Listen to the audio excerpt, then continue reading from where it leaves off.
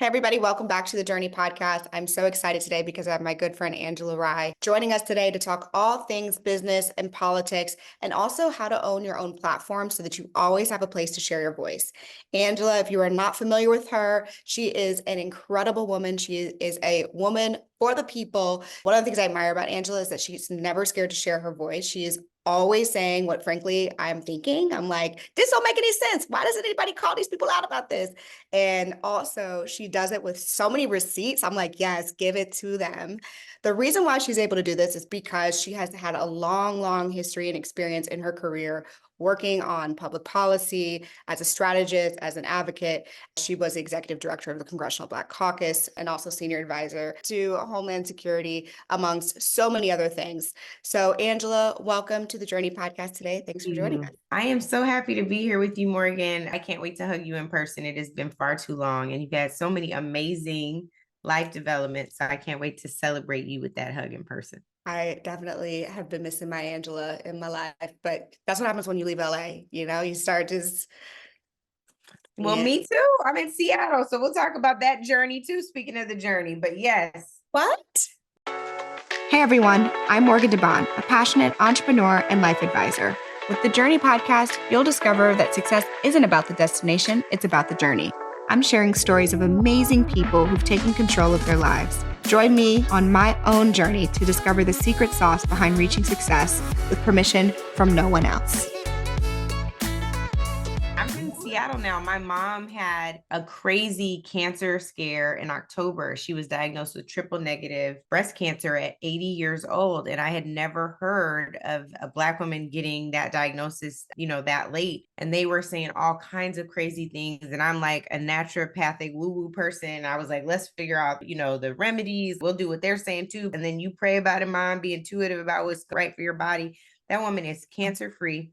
But what it tells you, Morgan, and I know you know this in the journey of figuring out the myth of balance in personal and professional, but yes, those moments always remind you of what is most important. And so I am thrilled to be back home with my peeps. Oh, that's beautiful. Yeah, I think too often, especially being an ambitious person, it can be really challenging to make time for everything. Family, being there for your parents as they're aging, being there for your nieces and nephews and siblings, and then also everyone else that you're responsible for and to at work. So, yes, my friend, we could go on. Girl, it's the whole thing. So I'll be 45 in October. And one of the things I'm learning with age is that we have every new day to try to get it right. We very rarely get it right in every single lane, but the thing that life is made of are these experiences. Some of my richest experiences have been in my work. But if I'm honest, the things that make my heart just warm are those moments with family, and they are so precious and they're so fleeting. As kids grow older, you're like, oh my God, you were just this big and now you're taller than me, or whatever. Like all of the things that happen, illness and death and the things that we grieve, and it's just the laughs. Like there's so many things, and just learning to figure out how you kind of balance it all is a miracle of life that sometimes we just don't quite get right, and sometimes we are thriving. And sometimes life says, do better. Right. Make space for this. At least that's what life says to You're gonna me. be on your back. You need a nap, sis. Yeah. Yeah. Sit your booty down and stay in one place for 5 seconds, please. How about that? No, I definitely feel that. And I do feel like I've also seen you in those ebbs and flows and nuances. And I'm curious, since we're starting here, like for women who are in their 30s, they worked really hard in their 20s to be able to have a seat at the table or build their own table to sit at. And then they're in their 30s where they're making a lot of trade-offs of time. You've talked before previously about your own experiences as journey and relationships. What advice would you give to women who are like crushing it, doing all the things, but maybe feeling like they do want to rebalance, but they're also getting all the opportunities coming their way? Yeah, this is one that I like literally lament and kind of go in like that mental cycle, the psychological cycle that we're in, like the loop. Like I don't have kids and I'm 44 and I've gone through IVF cycles and I froze my eggs at 38 and all that. And there are so many times where I'm like, did I make the right decision? I don't know. Like I made the decisions that I made. I prioritized my career. I loved working in DC. I loved working on the Hill. We say like chosen family, our family. I'm still connected and love these people deeply to this day, but I don't have kids. Somebody's child was walking down the street in Renton, where my parents live now.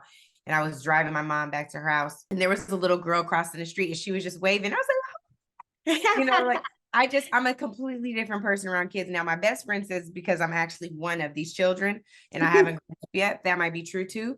There's a longing that I have. And now we have like all this technology. We still got our faith too, but we have these things that can happen and that we can do to produce offspring at this late age. Or maybe I'm just like Abraham and Sarah in the Bible. She was 90, child. So maybe at the end of the day, like, I don't know. And I don't want to be like, oh, this is absolutely the way you do it. Yeah. Because the thing is, in our 30s, when we're crushing it in our career, if you like me, there was this one guy that you keep going back to, one for convenience, two for familiarity, three, because you're like, if I'm ever going to get married and have kids, it's got to be with this person. Right. Girl, it ain't him. It's right? definitely not him.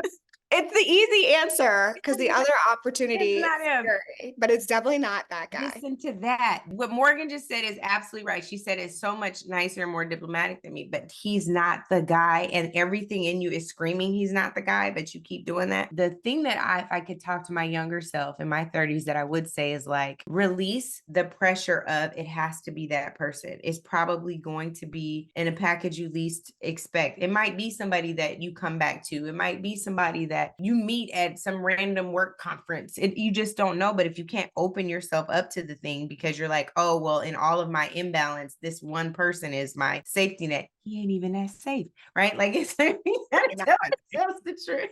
Yeah. Yeah, I completely agree. I mean, I left LA and moved to Nashville, Tennessee to be closer to my parents, but also just to completely reset everything so that I don't keep going back to the random men that I'm like, we know and I know and we all know, but this is convenient and comfortable and like that's fine. But no, so you kind of have to disrupt yourself to reset for any of the girlies. We weren't supposed to be talking about this, but here we are, ladies. So, and But Jen, this is a part of it, Morgan, because yes. what happens is, and I don't know if you've ever said this to yourself in your work, but I have said to myself, you know what? I'm just going to focus on my work. I'm good at that. Like, I'm not good at this other stuff. So let me just focus on the work. I'm not good at figuring out how to get the relationship right. I'm not good at balancing this. So I'm just going to do my work. That is a cop out. You go to it because you're like, my security blanket, I need to tell myself this is an area where I'm good at and I'm failing over here. So let me not even look at it. But just like that bill you ain't paid is still waiting on you. So it's Well, by the way, my toxic trait with that was I still had a man, but I would just be like, he's perfect. Let me just pick somebody that I know he's not going to be the person at the end of the day, but like it works for now. And so I'm just going to work and have him. So same, but different. yes. No, but I understand that too. I understand. I've sabotaged some relationships with some good guys. Yeah, I'm like, this Go works. back with the toxic guy. I definitely have. It was the loop for 11 years. 11 years like Mary J. So But I do think your point 11 about years. like career and slowing down. I mean, I did have to slow down, right? Like I'm still slow. I still feel slow and You do? I'm 9 months postpartum. Yeah, absolutely. I say no to so many more things. I don't want to travel as much. If I can't get there and back in a day, I won't go. Like I will take a flight. I had a speech in Baltimore one time. I took the last possible flight out after he was asleep and did my talk in the morning. And I went straight for my talk. I didn't kiss babies. I did not shake hands. I didn't even take a photo. And I went back to the airport, and that's hard. That's hard to do every single week.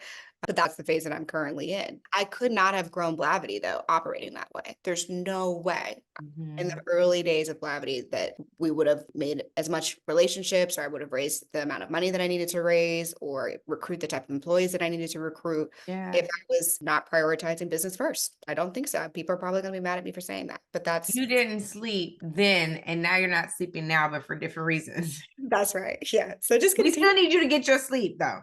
Yeah. Well, I sleep now. He sleeps, so I sleep. But Oh, good. he's 9 months, so we're finally there. It took a while. I guess I'm curious for you. I mean, it sounds like you still want to have kids. Yeah, definitely. I'm And like, your egg's frozen. We have women in our circles that I think 50 is the age that I've seen. Like a couple women, I won't say their names. People can look it up. It's easy to find. yeah. You just click around all of our profiles. But like there are women doing it. No, for sure. And I think that the hard thing is in my last relationship, I just don't think it was right. I don't think it worked out because it wasn't right. I even thought this was frustrating too. So again, we did not know we were going to be in full on fertility conversation, but alas, here's Morgan. So she brought the mother energy. But I will say the thing that was fascinating to me is I didn't realize when you freeze your eggs, they freeze them in batches. Mhm. Most fertility clinics freeze them in pairs. Yes. Mine, I only froze 7. They froze a 3 and a 4. So instead of having 7 chances, which is what I thought I have 2. So I thawed the batch of 3 and they fertilized, but they weren't viable beyond day 5. And Oh so I my God. lost. Uh, Yeah, I was devastated. Like I was like, I'm oh my God, that is so. I have chills right now. What the heck? I know. And so those are the conversations now that I want to have, like with our younger sisters in their 30s. Like, let me be clear, it's not 7 chances. Freeze like 30 eggs if you can. Multiple IVF cycles. Yes, because you don't know what will happen. And freezing at 38 was late too. I didn't know that either. To be fair to Donna Bird, we have a friend, Donna Bird. Donna told me at 35, she's like, freeze your eggs now. And I was Yeah. like, that time. And I waited 3 more years and I told her, I was like, I froze them finally. And I only did 1 batch because I was like, this is expensive. I'm going to come back around to it. Then go back around to it. Didn't You you know, record a whole series about this? I have spoken very candidly about it. So it's probably somewhere, who knows? But I did a very candid conversation about freezing eggs. I did 4 IVF cycles in my last For relationship. 7? No. I did like my eggs with just a natural IVF Okay. eggs too. But I did 1 round with those frozen eggs. I was like, well, let me just see. If it keeps. It didn't. Day 5, and they arrested. Oh my God, I'm so Mhm. sorry. That's terrible. And I think about that stuff. I mean, we were talking now about should I even freeze my eggs? Because I'm like, I don't know, we could, maybe, maybe not. My baby's perfect. I don't know if I want another. Like, Mhm. I'm like, I definitely don't want another tomorrow. So, Yeah. like they all say, 35, like go ahead and freeze them if you're gonna do Reason. it. But to your point, it's not just a simple, like, great, it's a 3-week process. Like it's actually an incredible commitment because Yeah. it takes a long time. And I think about that, I live in Tennessee where I'm scared. Like I live in a state that is terrifying and people locally have asked me to participate in politics here. And I'm like, no, like I don't feel safe in this state. And I'd rather stick at the national level for now, Yeah. particularly when I have vulnerable people I'm responsible for. I guess I'm curious, like how have you reconciled advocating for things that are important to you and impact the people in your life, your own rights, with also the vulnerability that comes with like being a public advocate? So first of all, I do hope you get involved in Tennessee. Like think about Georgia. People wrote Georgia completely off for decades, but Yeah. that's because we've been so disenfranchised and marginalized. If people like you take their power back in Tennessee and in Alabama, right, in Mississippi, we could win in a lot of different ways. And by we, I'm not even speaking on in a partisan way. I'm saying we Black folks. Like there's enough Yes. of us. If we strike a mighty blow, the thing is shifting, the tide is shifting. If there's anybody that I know could do it, Madam Blavity, it is you. So I would just encourage you to keep being prayerful about what feels like it's calling you and being mindful of that. But the one thing about being raised by an activist, Morgan, is I was raised around death threats. I was raised around my dad being confronted or accosted or him doing the confronting and the accosting. And so my fear factor there is relatively low. And I really believe, like, just like this Harriet Tubman necklace that I refuse to take off, I believe that if we are not putting ourselves on the line in some way, we do not advance the cause for freedom and liberation for Black people. We just don't. Like, how? So if I could say anything, it is there are definitely times where I'm like, okay, was this the right way to go there? I got a stalker, or my mom were in the DeKalb County farmers market. It was probably 6 years ago. And this Black man came up to me and he was like, hey, I know you from TV. You Angela Rye. I was like, yeah. And I'm used to like people being like, and he was like, I got a bone to pick with you. And he proceeds to like cuss me out loud. My mom turned around and was like, she was ready to set, like, y'all don't know Not your that mom, 75-year-old mom at the time. she's crazy. Like my dad always says she talked like she's 7 foot 300, right? Like, so be careful. Like she's very peaceful. She's namaste all day. When you mess with her child or she done had enough, that's it. So there are moments like that where you're like, okay, I'm definitely not trying to put my mom in harm's way or my loved ones in harm's way. but also we are in harm's way. So what is the balance of protecting our ability to actually be safe, to be able to thrive in this country, and your immediate personal safety and security? Again, we've been talking balance all day that doesn't exist. I think it's one that really doesn't exist, and you just have to navigate based on your own discernment and intuition. Yeah, I think that I've done that historically, but then my default has always been to protect myself and protect the people around me. And I think that as we've gotten bigger, and my partner says this to me all the time, he's like, "You're much bigger than you think that you are because you want to believe that you are smaller and less impactful because it's more convenient for you. Because if you acknowledge the impact that you have or the ownership that you have, then you, being who you are going to have to do the thing." So Mhm. I think what I'm trying to get you to help me with is like, how do you trick your brain into saying, yes, you should leverage your power? Like, of course, we should all leverage our power. And even if there is a bit of risk involved, what tactics do you use to manage that risk as much as you reasonably can? I think the best thing for you to do is not trick your brain.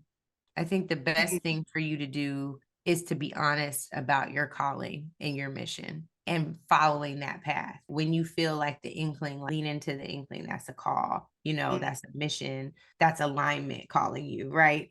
And I think that there are all of us who, when you're doing the thing you shouldn't, because there's a whole justifications conversation happening that's wearing you out. And Yes. when you're supposed to be doing something, it's just in flow. It's ease. It doesn't mean that there's never any turbulence or rough times, or, Black folks know all about trials and tribulations. It doesn't mean that there's none of that, but it'll feel like you're not going against the wave or against the grain. It's like, okay, even if it's scary, but like the tricking of it all, I think that's where we end up being off somewhere in the belly of a whale. Yeah. Yeah. I mean, I think my Sure. brain is I very was, logical and linear. So when I yeah. do things that don't feel logical and linear, I have to like mentally do gymnastics. Oh, I see what you're That's what I saying. mean. Like my Well, brain's what like, is if your this and if this, then this, but that's not what you want. So don't do that. But there's like another layer that says, even if the outcome is suboptimal. So for example, I Mhm, don't want to be attacked online. I don't want mhm, to wake up one morning and see my comments be a place for negativity in public discourse mhm, because I've decided to say something that's controversial. I don't want to get in a situation where my investors or the people who've invested in Blavity for 10 years and helped me when other people would never have helped me, be disappointed because I've leveraged this power for something that is slightly controversial. mm.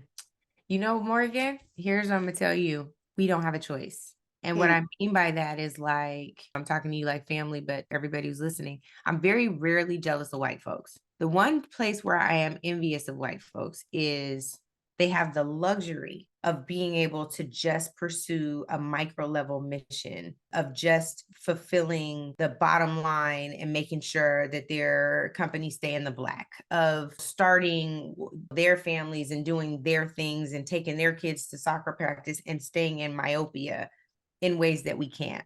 When you create a platform like Blavity, you have the obligation to mentor, to train, to mhm. guide, to advise, to do brainstorms and be a think partner for all of the other people in our community who have not figured out how to get through that door.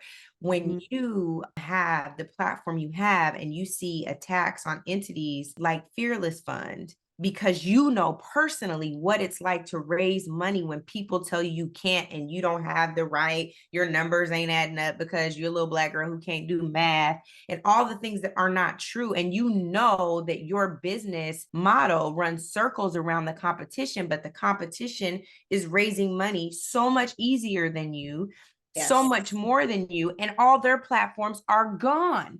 And they raise hundreds of millions of dollars, no questions asked, because their dad plays golf with, where I'm going. Now, Yeah. here's the point. So while they can play golf, you got to be in a fight.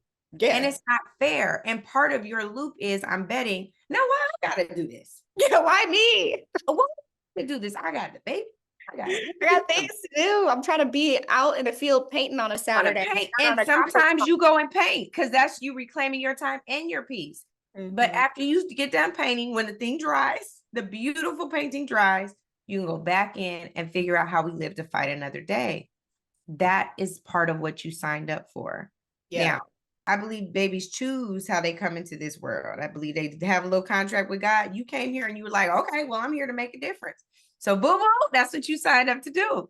And it is going to be great. However, you pursue democratizing platforms, however, you pursue equitable outcomes for people who look like us, you're going to do it, Morgan, because you can't help it. You Yeah. knew in your body and your spirit when you signed up to do this platform, this was going to open doors. There's no way Absolutely. it could close. And so part of that means you got to keep the door open. And that Yeah. is a part of the advocacy journey. That is the fight, whether it is political or entrepreneurial or business, or it's coalition based with other entities to be in lockstep to ensure our activism abilities are protected, whatever it is, like you signed up to do it. Yeah, I hear you, and I agree with you. I mean, there's a million and one business models that Blavity and Afrotech could have done, but it did not align with business plus impact. And so Yeah.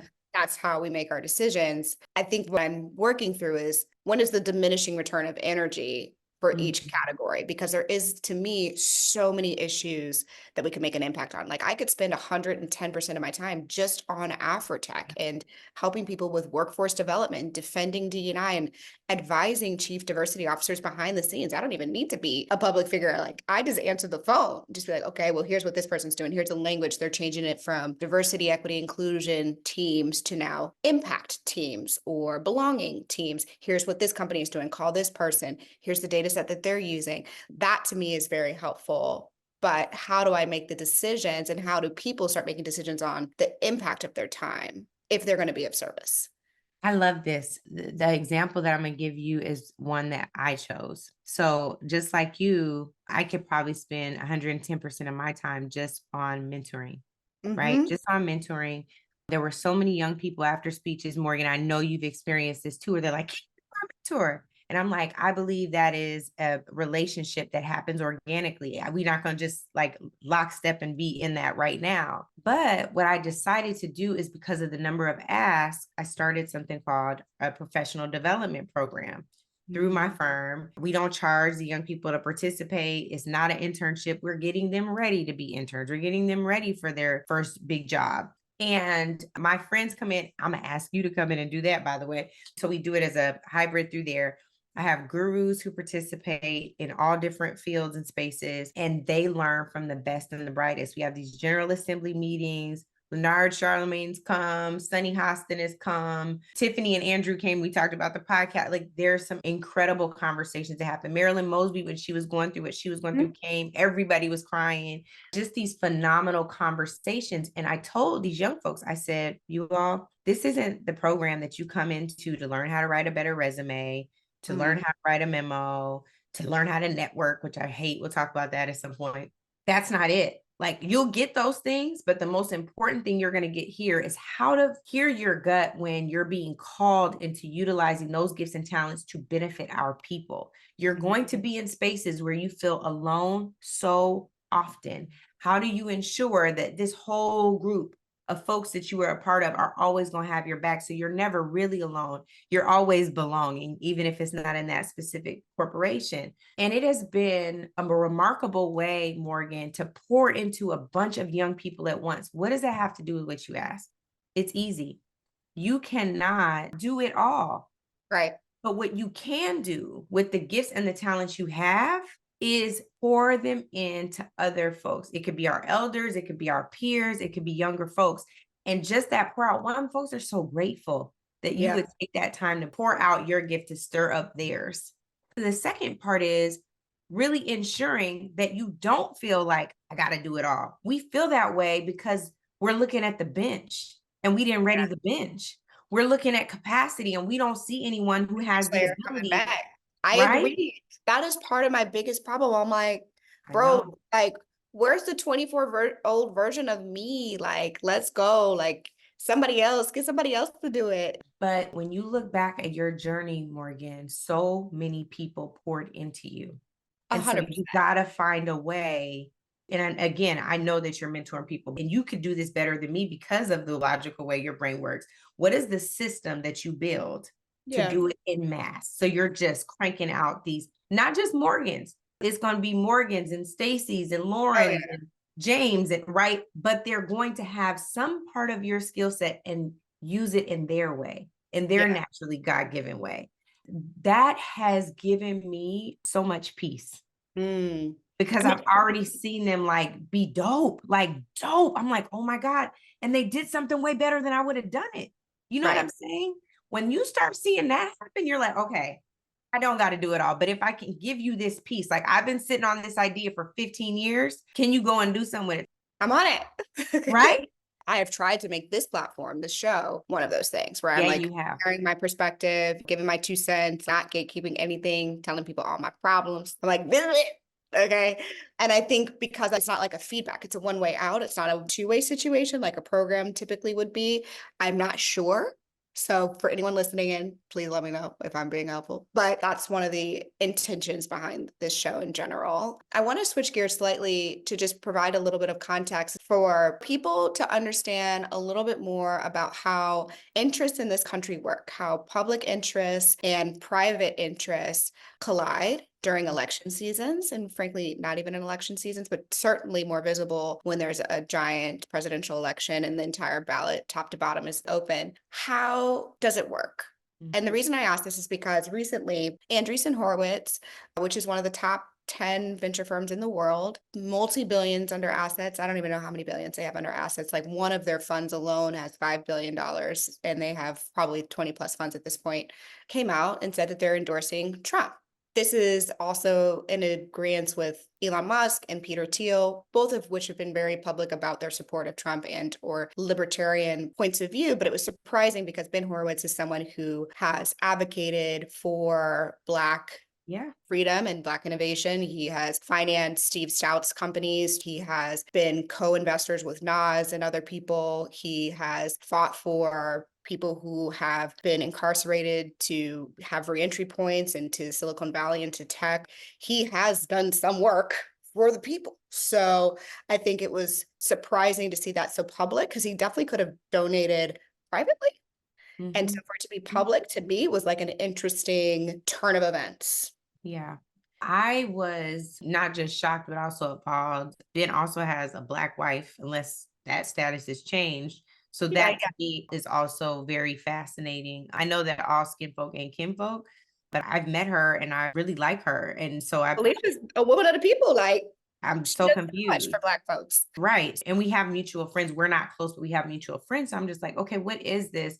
One of my initial thoughts, because we're talking strategy too here, is did they do that? And the business itself could not donate to Trump unless they had a PAC, but it's the two founders who said they're going to be donating and raising for Trump. The thing that I was wondering was this a line in the sand to kind of say, if something doesn't change immediately, this is what we're going to do for our collective business interests? I Mm, understand why so many, not just them, so a lot of folks who we admire in the business world because of what they've accomplished have been like, well, Donald Trump was business friendly. I got these tax cuts, all of that. But here's the thing again, Morgan, that kind of dual consciousness that we carry. We can't just make decisions for what is in the best interest of our tax brackets and our businesses because there are people who we are wholly responsible for in our families, in our communities, who will never see the light of that particular benefit. And this is again where white privilege comes in because for generations, they have been in those brackets as a family where that doesn't matter. They don't have to make those kind of considerations. I think now what we've seen with Kamala at time of recording being the presumptive nominee, likely the nominee, and well on her way to a victory by the time this drops, is she has made some inroads with Wall Street, with yeah. business leaders, with Silicon Valley, where they're like, we know that you get it. And she may thread the needle a little bit, as progressive as she is, but just understanding like, okay, these folks also employ people who look like us, who need some support. And we want to make sure the economy is booming. So I think that she's going to have a difficult road to kind of walk there, but it's not going to be a blatant disregard for the middle and lower classes of this country, which is what we saw under Trump's administration. That said, I think one of my biggest bones to pick with the donor class is normally like there's body parts and each body part has a certain function. If you're a donor, you're not a political strategist. Don't tell them what ad they should be running. Don't tell them what polling That they is not what's happening behind the scenes at all. I do not think. I know. But also the donor class, we have to separate billionaires from everybody else, in my Yeah. opinion. Because the Yeah. billionaire donor class, I honestly believe is having a huge impact on the issues and the conversations and the vocabulary. I mean, even to the point where they're telling us, I love the Masters to Scale platform. I work with them often. And Reid Hoffman is a very public, huge donor. He's a billionaire. He was one of the founders of LinkedIn. Mhm. My man is clear and very explicit about what Yeah. he cares about. And then he persuades other billionaires to Mhm. go in that direction. I mean, he cares, luckily, he's for the good guy. He cares about democracy, he cares Exactly. about all the good things. But it is clear that these intelligent technologists are having an impact on our policies in an outsized way that I don't think has happened before. I actually do think it's always been this way. I think But that, really, it's just public. but exactly. That's what I was going to say. The distinction is the conversations they were having behind. I'm going to write this check, but let me tell you what it's contingent upon. Right. It won't necessarily be because it's illegal. They can't persuade them on certain policy issues that are like right before Congress, right? Like there has to be a break in time and all that. But people know how to get the things that they need done. Like nobody maxing out to a member of Congress. There's not about to be a bill that they can't stand past. And it's just not going to happen. And I think the frustration, Morgan, is that the power of the dollar in democracy, in our democracy, at least with all of its flaws, is more persuasive and impactful than the power of the vote. Yes. And that is the tension that you're starting to see. It's not just bubbling. It is like at a fever pitch. It is like at a volcanic eruption because the people are tired of it. And so how do you thread that needle between, as long as this democracy is the way it is, we need these dollars to run good candidates, but we also need the people to want to support that good candidate. And if they feel disenchanted with the process, you're not going to get that outcome. And I do feel like in some ways it has to break. It has to break. Money has way too much impact. There are so many good people that should be running and winning, but can't afford to. They can't raise money. No, they should and they could function. They could win if that wasn't such a But big. shouldn't the party be supporting their campaigns? Like, to what extent for a regional race is it individual donor-based support or regional donor-based support versus the party saying, like, here's your bag? The party makes so many mistakes. Right now, I'm talking about the Democratic Party. The Republican Party, I don't know what that is. I don't know what they do over there either. But within the Democratic Party, Jamie Harrison, who's a great friend of mine, we worked on Capitol Hill together, is of course the DNC chair now. They're not listening to Jamie enough. They're listening to the donors even there more than Jamie. And I think that is so dumb. Jamie is a brilliant strategist with some fantastic ideas. He's ready to break up the consulting class, like all the white boys that run the party that shouldn't be, that have been there for 100 years, that look like they one step away from death. Like it's time to get some new blood, new energy, new ideas in there. And you can't do that if you're hanging on to what was from fear. It's just dumb. So there are those kinds of things. And then you have state party chairs. Right. Some state party chairs are fantastic. Some are bigoted and are like, we don't want to run a black candidate statewide. They can't win, right? All that stuff that they say that's not true. I don't know why I just went into that accent. They're probably bigots who are in the South as well. But you understand what I'm saying? Like we're up against all of those things. And I honestly think going full circle to where we were at the beginning of this in your political role or call or whatever it may be, some of that has to be sitting in the back of your mind. Yeah. Would I even be accepted? Would they be intimidated by this greatness? Could they handle it? I'm coming in to change things. Are they ready for that kind of change? Yeah. We got to get ready. I think the thing really has to break. Howard Dean was before his time because he came out with a 50-state strategy, not ceding any state to the GOP. And somehow along the way, Democrats lost that infrastructure. People would say it was Obama for America coming in and disrupting that whole infrastructure. That is still gone. But from running a business, we got to be operating on all cylinders. Every vote counts, every dollar counts. No one donor, no one vote should have more power. And whenever that power imbalance exists, you're going to have. I have been encouraged by all the self-organizing and the calls. Like I didn't expect to see rallies. I mean, I've been texted so much. We're having a call for women in tech. We're having a call for Black women executives, Black women in Hollywood, Black women this, Black women that. And I'm like, guys, can we all just join the same call? No, let them do it.